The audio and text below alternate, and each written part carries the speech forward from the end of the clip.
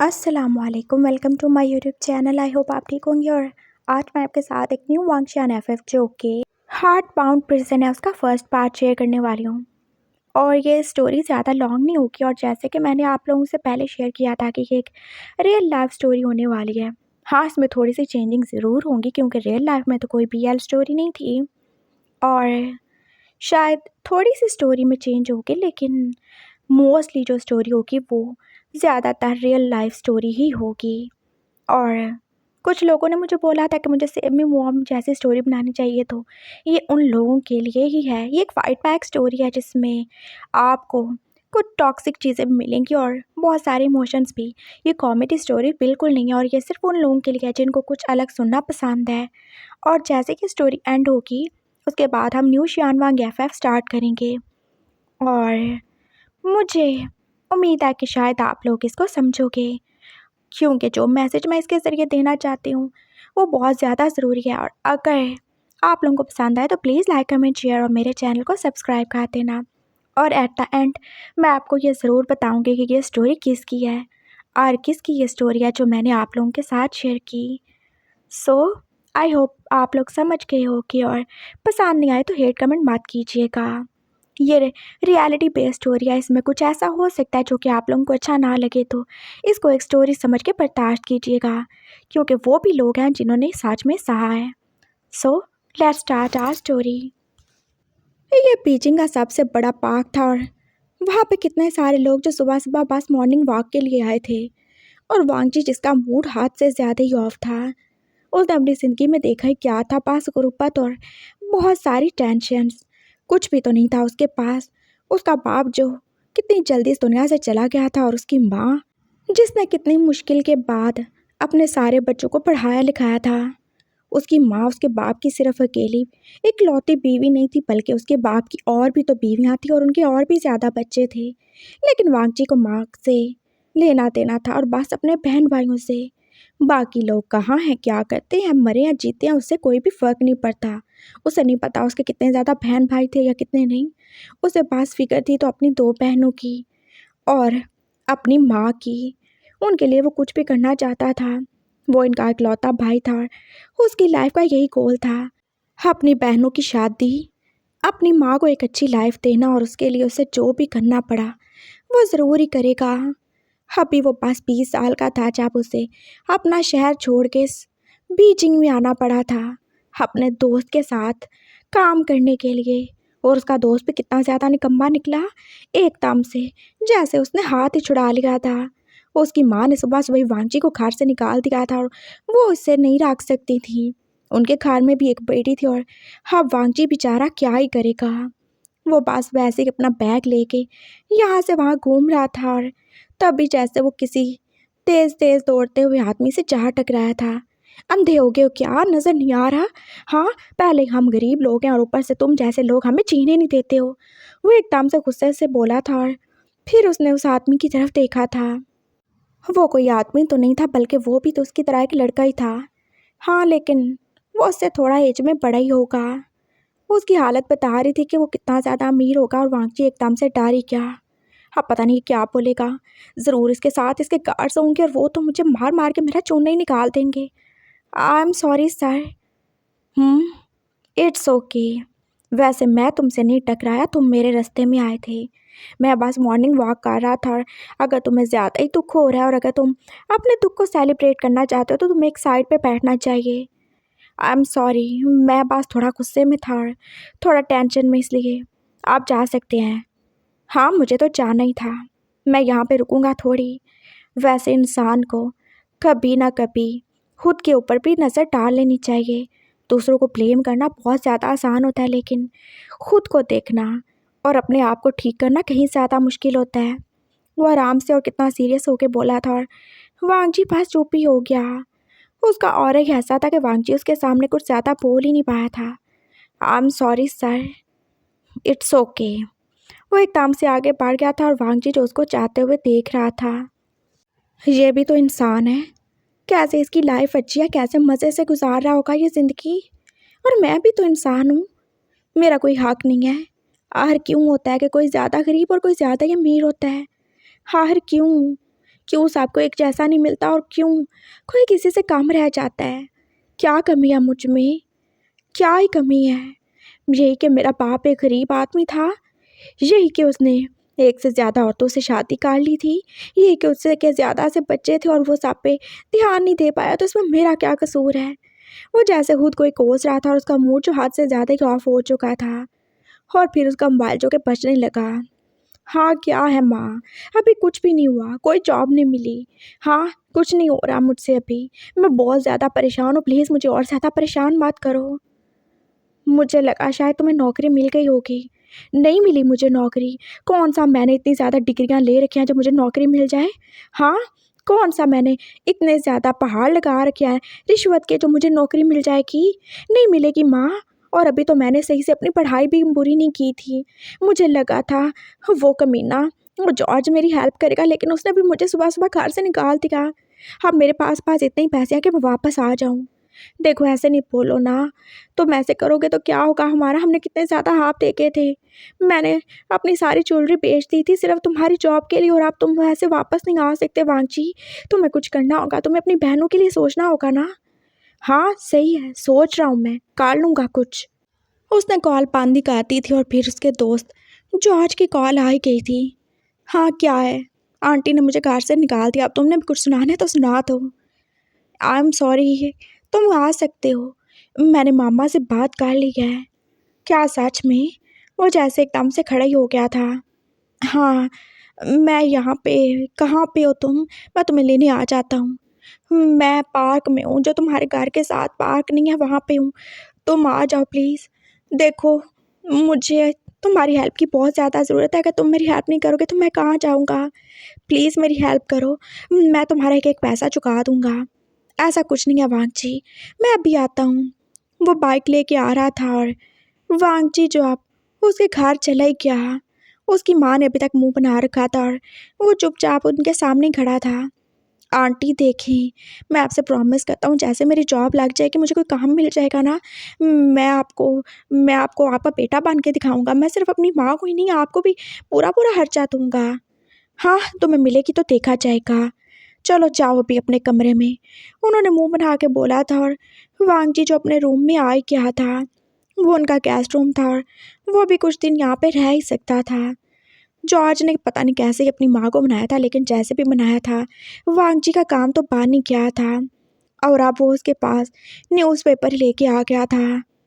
देखो मेरे पास तुम्हारे लिए एक जॉब है, तुम ये कर सकते हो। उसने वो एकदम से अखबार लिया था और दूसरे बाल उसे फेंक दिया था और कितने गुस्से से अपने दोस्त की तरफ देखा था। क्या मैं तुम्हें गे लगता हूँ? तुम्हें लगता है मैं ये सब करूँगा? उसको कितना ज़्यादा गुस्सा आ गया था। देखो वांगजी पास एक ऐड ही तो है और वैसे भी तुम्हें तो शौक है ना मॉडलिंग का, डांसिंग का, और देखो इससे अच्छी तुम्हें जॉब नहीं मिल सकती। एक बार अगर तुमने ये कर लिया ना तो मैं बता रहा हूँ तुम कितने ज़्यादा फेमस हो सकते हो, तुम्हें पता नहीं, ये बहुत बड़ा ब्रांड है। और देखो इसमें गे वाला कुछ भी नहीं है, तुम्हें बस वो अब क्या बोल सकते हैं ना, देखो इनरवेयर्स का है, कोई कमर्शियल है, तुम्हें करना पड़ेगा ना। और देखो इसमें तुम गे थोड़ी बन जाओगे, अगर तुम्हारे साथ कोई और भी एक तो लड़के होंगे और भी मॉडल्स होंगे तो इनफैक्ट तुम तो फेमस हो जाओगे ना। व्हाट नॉनसेंस, तुम्हें मैं ऐसा लगता हूँ जो अपनी बॉडी दिखा के मैं पैसे कमाऊँगा, तो क्या वो नहीं दिखा रहे, वो नहीं कमा रहे, और उसमें गलत क्या ही है? देखो मैं तुम्हें बता रहा हूँ, तुम्हें इतना पैसा मिल जाएगा, तुम बहुत ज़्यादा खुश हो जाओगे। मुझे नहीं, ये करना नहीं है, नहीं करूँगा मैं। उसने जैसे एकदम से अखबार दोबारा से पकड़ के फेंक ही दिया था। कम से कम इतना ज़्यादा तो नहीं गिर सकता हूँ मैं। देखो तुम्हें ये करना होगा। हाँ, करना होगा। एक ग्रेजुएशन की डिग्री लेने से कोई तुम किसी कंपनी के सीईओ नहीं बन जाओगे। सुना तुमने? तुम्हें ये करना होगा और जो भी चांस मिले उसे तुम अचीव कर लो। हाँ, ऐसे नहीं करो तुम। वो उसे समझा रहा था और वांगजी चुप भी हो गया। देखो मैं ज़्यादा कुछ अपने आप को रिवील नहीं कर सकता, ये तो वहाँ जाके पता चलेगा ना। देखो तुम ये चले जाओ, यहाँ पे ना एड्रेस है, मुझे खुद एक जगह पे इंटरव्यू के लिए जाना, नहीं तो मैं तुम्हारे साथ चलता, तो मैं तुम्हारी जगह चला जाता हूँ ना। नहीं, उनको मेरी ज़रूरत है, आई मीन उनको एमबीए की ज़रूरत है और तुमने वो नहीं किया हुआ ना। उम, ओके, तुम चले जाना और देखो फ्लोर नंबर 9 पे। हाँ, ये प्लाज़ा है ना, फ्लोर नंबर 9 पे तुम्हें जाना होगा। हाँ, सही है, चला जाऊँगा, थैंक यू। वो एकदम से उठ ही गया था और उसे जैसे जॉर्ज की बातें सही लगने लगी थी। हाँ, कुछ ना कुछ तो करना ही था। चलो देखा जाएगा। और वैसे भी कौन सा वो सारी तस्वीरें किसी के पास जाने वाली थी। अगर वो एक मॉडल बन जाएगा तो अच्छा ही है ना। फिर कौन ही उसे पूछेगा, कौन ही उसे कुछ बोलेगा। वो वहाँ पे चले गया था और अभी वो अपनी बारी का इंतज़ार ही कर रहा था।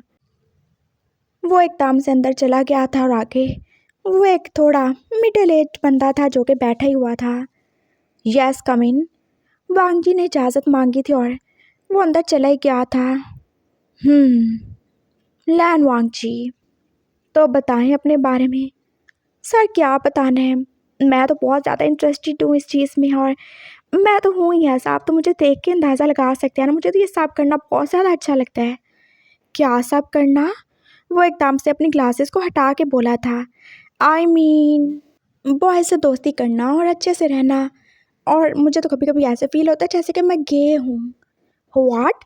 वो आदमी जैसे एकदम से खड़ा ही हो गया। क्या हुआ सर? आपको ऐसा ही नहीं बनना चाहिए था क्या? वो जैसे और ही ज़्यादा हैरान हुआ था। तुम किसके लिए आए हो?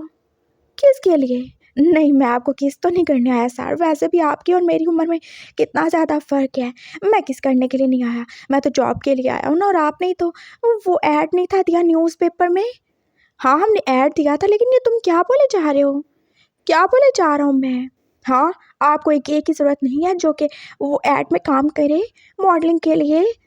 वो बोल रहा था और हाथ में जो एकदम से दोबारा से अपनी चेयर पे बैठ ही गया था। और वांग जी को उसके कपड़ों से अंदाज़ा हो रहा था ये ज़रूर बॉस ही होगा। भला इतने ज़्यादा अच्छे कपड़े किसी और के हो सकते थे क्या? बिल्कुल नहीं सर, सच में मुझे बॉयज़ बहुत ज़्यादा पसंद हैं। मैं बहुत ज़्यादा खुश रहता हूँ। और वैसे भी ये तो अपनी अपनी चॉइस की बात होती है ना। और इसलिए मैं यहाँ पे आया हूँ क्योंकि मैं कंफर्टेबल रहूँगा लड़कों के साथ। वो जॉर्ज का पढ़ाया सबक उन्हें सुना रहा था और खुद को पूरा पूरा गे प्रूव करने में लाग ही चुका था। तो तुम गे हो? उस आदमी ने फिर से अपनी ग्लासेस नीचे करके उसे देखा था। हाँ, मुझे लड़के बहुत ज़्यादा पसंद हैं। मैंने तो सोचा मैं तो शादी भी किसी लड़के से ही करूँगा। गुड। वैसे तुम यहाँ पे आए हो तो तुम्हें ये पता किसने बताया? अरे वो तो लिखा हुआ था ना न्यूज़पेपर में, फ्लोर नंबर 9 पे। ये फ्लोर नंबर 9 नहीं है, ये फ्लोर नंबर 6 है। और तुम शायद गलती से यहाँ पे आ गए हो। व्हाट? वो जैसे एकदम से खड़ा ही हो गया था। उसका फेस एकदम से रेडी हो गया था और वो आदमी जो उससे देख के अब स्माइल ही कर रहा था। यस माय चाइल्ड, तुम गलती से यहाँ पे आ गए हो। हम मॉडलिंग नहीं करवाते, हमें तो एक सेक्रेटरी की ज़रूरत है मेरे लिए, और मैं खुद उसका इंटरव्यू कर रहा हूँ। सारा, I am sorry. It's okay, कोई बात नहीं। वैसे सर मैं सेक्रेटरी की जॉब भी कर सकता हूँ। हाँ, आपने देखा मैं कितने अच्छे से बातें करता हूँ। और ये सारी बातें मैं बहुत अच्छे से कर सकता हूँ और भी बहुत अच्छा बोल लेता हूँ मैं। आपको नहीं पता, मैं तो अपने कॉलेज और स्कूल में स्पीच भी दिया करता था। और मैं सारी चीज़ें डील कर लूँगा। सर अगर आप मुझे जॉब दे दें तो अच्छा होगा। हाँ, मैं इतना ज़्यादा पढ़ा नहीं हूँ लेकिन मैंने ग्रेजुएशन की हुई है। आप देख सकते हो मेरा इतना भी बुरा रिजल्ट नहीं आता था। वो एकदम से जैसे अब मिन्नतें करने लगा था और वो आदमी उसे देख के बस स्माइल ही करने लगा था। ओके, देखते हैं तुम्हारी फाइल को, बैठ जाओ तुम। उसने दोबारा से किसी को मैसेज किया था और वांग जी को नहीं पता उसने मैसेज में क्या ही बोला था। उसने फ़ोन नहीं उठाया बल्कि अपने मोबाइल से मैसेज किया था। और तभी वो एकदम से अंदर ही आ गया था। डैड, अभी तक नहीं हुआ इंटरव्यू, आप कब से अंदर ही हो? ये वही लड़का था जिसे सुबह वांग जी ने देखा था और वो कितना ज़्यादा सीरियस लग रहा था।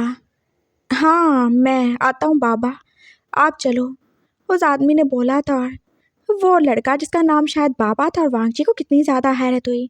भला वो इतना छोटा काका है कि उसका नाम बाबा ही रख दिया। खैर जो भी हो, उससे क्या लेना देना। वो लड़का दोबारा से बाहर चला गया था और अब वांग जी और वो बॉस, जिसे वांग जी ने अभी तक बॉस का ही नाम दिया हुआ था, वो दोनों वहाँ पे अकेले ही थे। देखो, जो सेक्रेटरी होता है ना, उससे बहुत सारी पर्सनल चीज़ें भी हैंडल करनी पड़ती हैं। तो अगर तुम चाहते हो कि तुम्हें ये जॉब मिल जाए तो पहले तुम्हें एक छोटा सा टेस्ट पास करना होगा। टेस्ट? कैसा टेस्ट? हाँ हाँ, मैं लिखने के लिए रेडी हूँ, मुझे सब पता है, सब आता है मुझे। बताए कौन सा टेस्ट देना है? हाँ टेस्ट, वो मैं तुम्हें कुछ फाइल्स दूंगा, तुम वो मुझे चेक करके देना, फिर मैं देखूंगा तुम कैसा काम करते हो। रियली सर, आप ये जानते हुए कि मैं गे हूँ मुझे जॉब दोगे? तो क्या हुआ, वो तुम्हारा जेंडर है, हमें क्या लेना देना। हमें तो काम चाहिए और तुमने बोला ना कि तुम काम कर सकते हो तो बस ठीक है। ये पकड़ो सारी फाइल्स। उसने एकदम से फाइल्स उसके सामने रखी थी और वांगजी जो उन फाइल्स को देख ही रहा था। इनका क्या करना है सर? ये सारी उस कंप्यूटर में ट्रांसफ़र करनी है और अगर तुम कर दोगे तो तुम्हें ये जॉब मिल जाएगी। हाँ, वो तो ऐसे एकदम से परेशान हुआ था और फिर वो उठ ही क्या था। कर दूंगा सर, बस मुझे थोड़ा टाइम लगेगा। हाँ बिल्कुल, टेक योर टाइम। वांगजी जो वहाँ पे जाके बैठ ही गया था और उसने कंप्यूटर ऑन ही कर लिया था और तब भी उसका बॉस जो कितने ज़ोर से खांसने लगा था। सर आप ठीक तो हो? वो एकदम से उठ के उसके पास आ गया था। नो, मैं ठीक नहीं हूँ। मैं हार्ट पेशेंट हूँ और मुझे तो कभी कभार अस्थमा का अटैक भी हो जाता है। वो कैसे ज़ोर ज़ोर से खांस रहा था, उससे बिल्कुल भी सांस नहीं आ रही थी। वो मेरे ड्रॉ में मेरा इन्हेलर पड़ा, प्लीज़ मुझे दे दो। हाँ सर, मैं किसी को बुलाऊँ? नो, किसी को नहीं बुलाना, नहीं तो सब लोग पैनिक कर जाएंगे। मैं आपके पापा, आई मीन आपके बेटे को बुलाऊँ? नो, किसी को बुलाने की ज़रूरत नहीं है, जल्दी करो। उसने एकदम से ड्रॉ खोला था और वांगजी की आंखें जैसे खुली की खुली रह गईं। कोई इतना ज़्यादा अमीर भी कैसे हो सकता है कि ड्रॉ के अंदर इतनी सारी ज्वेलरी रख दे। वहाँ कितनी सारी वॉचेस थी और कितनी सारी रिंग्स भी, और वांगजी को फिर से हैरानी हुई, भला कोई ड्रॉ में ज्वेलरी क्यों ही रखेगा। और वहाँ पे कैश भी पड़ा था, लेकिन उसने बस इनहेलर लिया था। उसने जल्दी से ड्रॉ को बंद किया था और वो उस बूढ़े बॉस को दे दिया था। सर ये मैं पानी दूँ आपको? हाँ प्लीज़। वो उसे पानी देने के लिए आगे बढ़ा था और उसे टेबल पे कुछ और भी नज़र आया था। वो कुछ और ही कॉन्फिडेंशियल फाइल्स थी और उसके ऊपर प्रॉपर्टी लिखा हुआ था। सर ये ले। उसने उनको भी नज़रअंदाज कर दिया था और ग्लास में पानी डाल के ले आया था। थैंक यू, थैंक यू बेटा। No no, it's okay, totally fine. हाँ, आपने मुझे एक्सेप्ट किया, मुझे जॉब दे रहे हैं तो मैं इतना तो कर ही सकता हूँ ना बस सर। वो जल्दी से दोबारा से चला गया था और बॉस जो उसे फिर से ही देखने लगा। प्लीज़ मेरी हेल्प कर दो। हाँ हाँ बोलें सर, किस चीज़ में हेल्प करूँ आपकी? वो फिर से ही आ गया था। ये मेरी शर्ट खोलने में मेरी हेल्प कर दो, मुझे सांस नहीं आ रही, और प्लीज़ ये एसी थोड़ा सा इसकी कूलिंग ज़्यादा कर दो। हाँ सर ज़रूर। उसने एकदम से उसकी शर्ट के बटन खोलने में उसकी हेल्प की थी और हाँ, वो आदमी जो पास चेयर पे लेटा लंबे लंबे सांस ही ले रहा था, उसके गले में पड़ी वो चेन्स और उसमें लगे वो डायमंड्स जो कि वांगची का ईमान कमज़ोर कर रहे थे, लेकिन उसने कुछ भी नहीं किया। वो लंबे लंबे सांस ले रहा था जब उसके गले में पड़ी चेन वो एकदम से नीचे गिरी थी और वांगची जो फिर से उसके पास आ गया। Sir are you okay? मैं किसी को बुलाऊं? नो आई एम फाइन, उसने आंखें बंद किए हुए बोला था। वांगची ने नीचे ही देखा था जहाँ पे उसकी वो चेन गिरी हुई थी। वो एकदम नीचे झुका था और उसने उसे उठा ही लिया था। सर ये नीचे गिर गई। ओह, मुझे तो होश ही नहीं रहा। थैंक यू सो मच, इसे यहाँ पे रख दो। मैं थोड़ा वॉशरूम जा रहा हूँ, मुझे कुछ वॉमिट सा फील हो रहा है।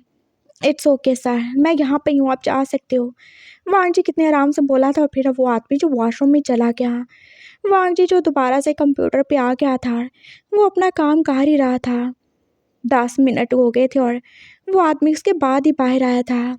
उसने आगे पूरे कमरे को देखा था, फिर वांगजी को भी, फिर टेबल पे पड़ी हर चीज़ को जो जहाँ थी वहाँ पे ही थी। उसमें से कुछ भी तो काम नहीं था और वांगजी जो बस एक फ़ाइल को कंप्लीट कर ही चुका था।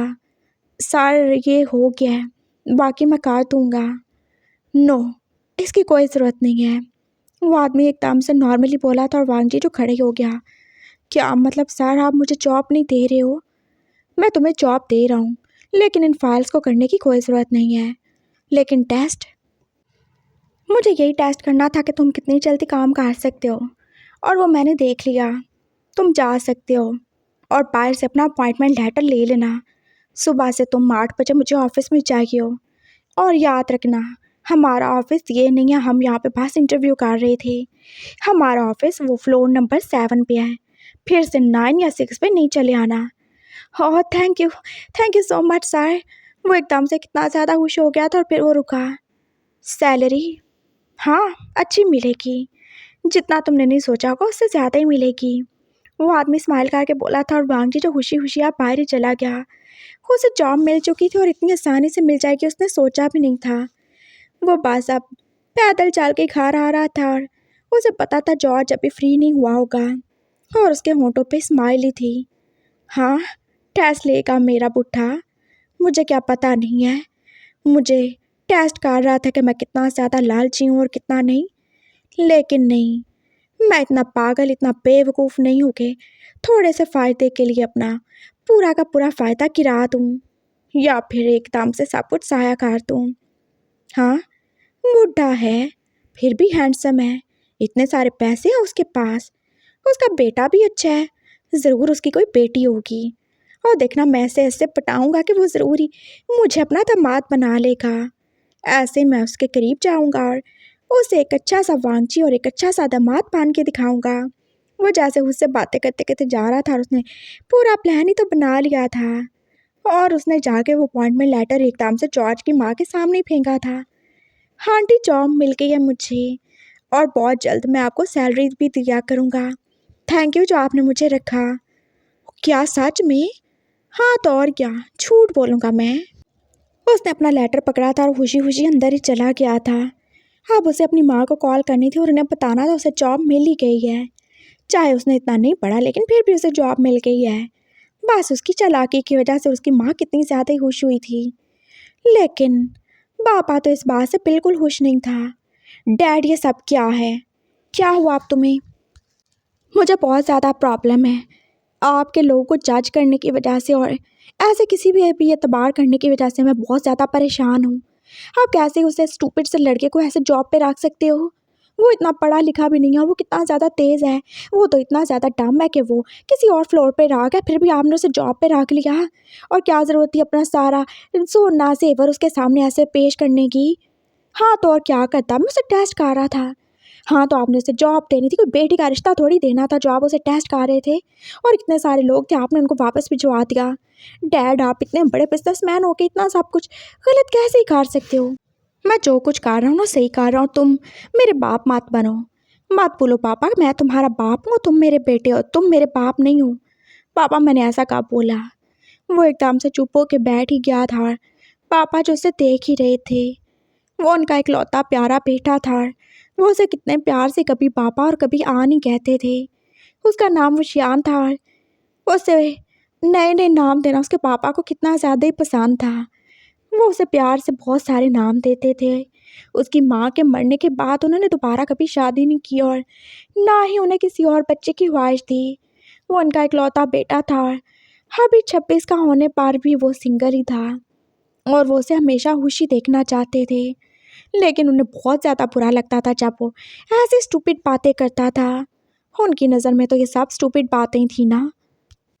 देखो आन, मैं उसे टेस्ट कर रहा था, मैं देख रहा था क्या वो सच में एतबार के काबिल है कि नहीं, क्या वो जॉब पे रखने के काबिल है कि नहीं। और तुमने देखा उसने किसी चीज़ को छुआ तक नहीं, हाथ तक नहीं लगाया। वो बहुत अच्छा लड़का है और देखो वो गे भी है। व्हाट? तो मैं क्या करूँ, गे है वो, मेरा इससे क्या लेना देना? वो एकदम से उछल ही पड़ा था और पापा ने उसे फिर से ही देखा। तुम्हारा ही तो लेना देना है, मेरा इसे कोई लेना देना। और आपको मैंने कितनी दफ़ा बोला है प्लीज़ मुझे ऐसे टॉर्चर करना, मुझे प्रेशराइज़ करना बंद कर दें। मैं एक बॉय हूँ, मैं एक स्ट्रेट लड़का हूँ और मुझे इन चीज़ों में इंटरेस्ट नहीं है। पापा प्लीज़, तुम जानते हो तुम क्या हो? हाँ, तुम अच्छे से जानते हो ना, तुम एक लड़के हो, तुम एक बॉय हो सबके लिए, लेकिन तुम और मैं सच्चाई जानते हैं ना आन। पापा प्लीज़। वो बिल्कुल वो बात नहीं करना चाहता था, ना ही सुनना चाहता था। वो बात जिस पे ना उसका दिल राज़ी होता है ना उसका दिमाग, वो क्यों उसको सुनेगा? उसने जैसे कानों पे हाथ ही रख लिए थे और अब मुझसे मज़ीद कुछ नहीं सुनना था। ऐसे आंखें और कान बंद करने से सच्चाई बदल नहीं जाएगी पापा। सच क्या है तुम जानते हो ना, तुम जानते हो अगर तुम्हारे अंकल लोगों को पता चल गया तो वो क्या करेंगे? वो तुमसे तुम्हारा सब कुछ छीन लेंगे। मेरी ज़िंदगी का कोई भरोसा नहीं, मैं कभी भी इस दुनिया से जा सकता हूँ। पापा प्लीज़ ऐसी बातें मत किया करो। मैं क्या छोटा बच्चा हूँ, मैं स्ट्रॉन्ग हूँ ना। देखो मैं पूरे 26 का हूँ, मैं सब कुछ संभाल सकता हूँ। मैं एक बिजनेसमैन हूँ। और आपको क्यों लगता है कि मुझे किसी की ज़रूरत है? हाँ, और वो भी उस जैसे छपरी लड़के की, हाँ छोटे से लड़के की। क्या वो मुझे संभालेगा? वो नहीं तो कोई और सही, कोई तो तुम्हें संभालेगा ना। देखो तुम्हें ज़रूरत है, तुम अपनी कंडीशन को जानते हो, तुम्हें एक हस्बैंड की ज़रूरत है। पापा जस्ट स्टॉप इट। क्या स्टॉप इट? सुननी होगी तुम्हें मेरी बात। मैं कब से तुम्हें बोल रहा हूँ, कब से बोल रहा हूँ कि अपने लिए किसी को देख लो, लेकिन तुम्हारे नखरे जो कभी ज़मीन पे आते ही नहीं हैं। मैं आज मर जाऊँगा ना तो तुम्हारे ये अंकल लोग तुमसे सब कुछ छीन लेंगे। आज इन्हें तुम्हारी सच्चाई का पता चलेगा ना, तुम्हारे पास कुछ भी नहीं रहेगा। मैंने अपनी सारी जायदाद अपने बेटे के नाम किया, लेकिन मेरा बेटा, जब उन्हें पता चलेगा कि वो एकदम से चुप ही हो गए थे। और वो शियान जो उनके आगे अब कुछ बोल नहीं पा रहा था। देखो पापा, मैं तुम्हारी इंसल्ट नहीं कर रहा, मैं तुमसे बहुत ज़्यादा प्यार करता हूँ। मैं चाहता हूँ तुम प्रोटेक्टेड रहो। तुम्हें किसी गार्डियन की ज़रूरत है, तुम्हें किसी हस्बैंड की ज़रूरत है। और देखो ज़रूरी नहीं कि वो छोटा लड़का ही हो, कोई भी हो सकता है। अगर तुम्हें कोई पसंद है तुम मुझे बता दो, लेकिन वो सिंसियर होना चाहिए ना, लॉयल होना चाहिए तुम्हारे साथ, जो तुम्हारा ख्याल रखे। मेरी लाइफ में ऐसा कोई नहीं है पापा, कोई भी नहीं है। हाँ, यही वजह है कि मुझे ये सब करना पड़ता है। आन, देखो मैं ये सब तुम्हारे लिए कर रहा हूँ। मैं किसी ऐसे को ज़रूर ढूंढूंगा जो तुमसे प्यार करे, जिसे कोई फ़र्क ना पड़े कि तुम क्या हो, जिसे तुम्हारी कमियों से कुछ भी लेना देना ना हो, जो तुमसे प्यार करे, जिसे तुम्हारे प्रॉपर्टी का लालच ना हो, जिससे इस बात से लेना देना ना हो कि उसे तुमसे शादी करके क्या मिलेगा, जो तुमसे सिर्फ तुम्हारे लिए प्यार करे, जिसके दिल में लालच ना हो। और आपको क्या लगता है वो गरीब लड़के जिनको आप मेरे लिए देखते हैं उनके दिल में लालच नहीं होगा? हाँ मुझे पता है, सब लालच के लिए करेंगे। इसलिए तो मैंने सोचा कि अब मैं जो कुछ भी करूँगा सब कुछ बहुत ज़्यादा सीक्रेटली करूँगा, किसी को पता नहीं चलेगा। मैं कुछ ऐसा करूँगा जिससे कोई खुद ब खुद तुम्हें चाहने लगे, खुद ब खुद तुमसे प्यार करे और तुम्हारे लिए तुमसे शादी करने के लिए राज़ी हो। हाँ, और देखो जब ये हो जाएगा तो मैं ज़रूर उसके लिए भी कुछ करूँगा ना। जो मेरे बेटे के लिए अच्छा होगा मैं भी तो उसके लिए अच्छा होऊंगा ना। लेकिन पहले कुछ भी नहीं, किसी को भी अपनी सिंसियरिटी और अपनी लॉयल्टी साबित करनी होगी तुम्हारे लिए। तुम समझ रहे हो ना बाबा? हाँ बेबी, मैं चाहता हूँ तुम खुश रहो, तुम्हारे साथ सब अच्छा हो, तुम्हें तुम्हारा हक मिले, तुम्हें तुम्हारी प्रॉपर्टी मिले। तुम्हारा क्या हाल हो जाता है ना जब तुम्हें दर्द होता है, कैसे तुम पागलों की तरह हो जाती हो, तुम्हें मेडिसिन्स लेनी पड़ती हैं। मैं ये नहीं देख सकता हूँ। मैं तुम्हें खुश देखना चाहता हूँ, मैं तुम्हें हेल्दी देखना चाहता हूँ। तुम मेरी इकलौती औलाद हो, मेरा और कोई बेटा नहीं है, मेरी और कोई बेटी नहीं है। मैंने कभी तुम्हारे अलावा किसी और बच्चे के बारे में नहीं सोचा, और ना ही तुम्हारी माँ के अलावा किसी और औरत के बारे में। लेकिन मैं अपने सारे रिलेटिव्स को जानता हूँ, उनको जब तुम्हारी सच्चाई पता चलेगी, और ज़रूर ही पता चलेगी। हम कितना भी छुपा लें लेकिन सच नहीं छुप सकता। वो ज़रूर तुमसे सब कुछ ले लेंगे। मेरे भाई उनके बेटे हैं ना, वो तुमसे सब ले लेंगे, और वो ये ले भी सकते हैं ना। हाँ, मेरे विल को वो मेरे खिलाफ यूज़ कर सकते हैं, और तुम्हारे खिलाफ भी। तुम्हें सच में एक हस्बैंड चाहिए। और देखो अगर तुम्हारी शादी हो जाएगी तो हम किसी को नहीं बताएंगे। सच्चाई क्या है कोई भी नहीं जानेगा। हाँ, मैं सबको यही बोलूँगा कि तुम एक हस्बैंड नहीं बल्कि एक वाइफ ला रहे हो। बस हम जानते होंगे कि सच्चाई क्या है। हम तुम्हारी इज्जत बनाएंगे, किसी को कभी नहीं पता चलेगा कि उसका और तुम्हारा क्या रिश्ता होगा। किसी को नहीं पता चलेगा कि तुम्हारी सच्चाई क्या है, कोई कभी नहीं जान पाएगा। किसी की नज़रों में तुम्हारी इज्जत कम नहीं होगी। तुम समझ रहे हो ना वशियान? मैंने तुम्हें स्ट्रांग बनाया है, लेकिन मैं क्या करूं, मैं तुम्हारी फितरत नहीं बदल सकता हूँ ना। पापा दुख से ही बोले थे, और वो शियान जो बस उनके आगे कुछ बोल नहीं पाएगा। वो चुपचाप अपने कमरे में चला गया था, और वो कितना ज़्यादा ही दुखी था। उसे बिल्कुल ये सब अच्छा नहीं लगता था, लेकिन यही उसकी सच्चाई थी। वो एक बुरा लड़का था, लेकिन ऐसा लड़का जो पैदा ही होते एक वॉर्म के साथ था। वो बिल्कुल अलग केस था, और डॉक्टर जो उसे देख के हैरान ही थे। भला ऐसा भी हो सकता है? वो दो जेंडर वाला भी नहीं था, लेकिन ये सब क्या था? उसके पापा जो पहले बेटा होने पे कितना ज़्यादा खुश थे, और जब उसके टेस्ट की रिपोर्ट आई थी वो एकदम से चुप ही हो गए। डॉक्टर ने पास उन्हें ऐसे ही देखा था। क्या ये ठीक नहीं हो सकता? उसके पापा बोले थे, और डॉक्टर ने बस नाम ही सारे हिलाया। अगर हम उसकी वॉर्म निकालने की भी कोशिश करेंगे तो ये उसकी जान के लिए खतरा होगा, और निकाल भी दी तो तब भी वो पूरा मर्द कभी नहीं बन पाएगा। वो ऐसे ही रहेगा। डॉक्टर ने बोला था और पापा जो चुप ही हो गए। वो अपनी वाइफ से बहुत ज़्यादा प्यार करते थे और उन्होंने अपने भाइयों को पास यही बताया था। अपनी लव मैरिज होने के बाद जब उन्हें एक ही बेटा मिला था तो उनके भाई वो कितना ज़्यादा नाराज़ रहते थे। आखिर वी चांग से ने अपनी मर्ज़ी से तो शादी की थी ना, वो क्या ही बोलते किसी को। उन्होंने कभी नहीं सोचा था कि उनके भाई का बेटा हो जाएगा। शादी के 8 साल बाद ही सही, लेकिन वो पैदा हो गया था और वो भी ऐसा। पापा क्या ही बोल सकते थे। उनकी वाइफ को फिर कितनी जल्दी कैंसर हो गया था और वो इस दुनिया से चली गई और फिर दोबारा कभी उन्होंने शादी के बारे में सोचा ही नहीं था। वो बस अपने बेटे के साथ ही रहते थे। उनके भाइयों ने कितना ज़्यादा फोर्स किया था, लेकिन बस ऊपर ऊपर से कि वे और शादी कर लें, उनके और बच्चे हो जाएं। लेकिन पापा ने इनकार ही कर दिया था। उन्हें बस आन से प्यार था और वो उसके साथ ही रहना चाहते थे। और वक्त गुजरने के साथ साथ आन को भी तो अपनी सच्चाई का पता चल गया था। उसके अंदर की वॉर्म जो उसे हमेशा बेचैन ही रखती थी। इतना बड़ा होने के बावजूद भी उसे कभी कभी कितना ज़्यादा ही दर्द होता था। और अभी उसे हाल में पता चला था कि वो शिज़ोफ्रेनिक है और डॉक्टर ने उसे पास एक ही सलूशन बताया था, उसे मेडिसिन लेनी होगी। और जो बाकी सलूशन था वो ये करना नहीं चाहता था। उसका दिल नहीं मानता था। वो कैसे ही किसी और मर्द के सामने खुद को पेश करते एक लड़का होके नहीं कर सकता वो।